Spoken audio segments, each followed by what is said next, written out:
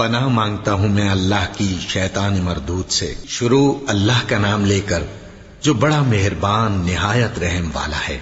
فجر کی قسم اور 10 راتوں کی اور جفت اور طاق کی اور رات کی جب رخصت ہونے لگے، اور بے شک یہ چیزیں عقل مندوں کے نزدیک قسم کھانے کے لائق ہیں، اس بات پر کہ کافروں کو ضرور عذاب ہوگا۔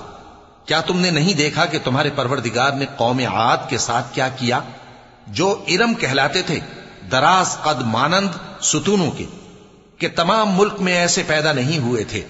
اور سمود کے ساتھ کیا کیا، جو وادی قرا میں چٹانیں تراشتے تھے؟ اور فرعون کے ساتھ کیا کیا، جو خیمے اور میخیں رکھتا تھا؟ یہ لوگ ملکوں میں سرکش ہو رہے تھے، پس ان میں بہت سی خرابیاں کرتے تھے، تو تمہارے پروردگار نے ان پر عذاب کا کوڑا برسا دیا۔ بے شک تمہارا پروردگار طاق میں ہے۔ مگر انسان عجیب مخلوق ہے کہ جب اس کا پروردگار اس کو آزماتا ہے کہ اسے عزت دیتا اور نعمت بخشتا ہے تو کہتا ہے کہ میرے پروردگار نے مجھے عزت بخشی، اور جب دوسری طرح آزماتا ہے کہ اس پر روزی تنگ کر دیتا ہے تو کہتا ہے کہ میرے پروردگار نے مجھے ذلیل کیا۔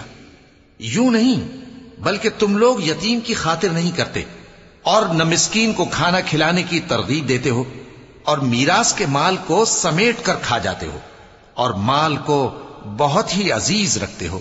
یوں نہیں، جب زمین کوٹ کوٹ کر برابر کر دی جائے گی اور تمہارا پروردگار جلوہ فرما ہوگا، اور فرشتے قطار در قطار آ جائیں گے، اور دوزخ اس دن سامنے لائی جائے گی، تو انسان اس دن سوچے گا، مگر اب سوچنے سے اسے فائدہ کہاں مل سکے گا؟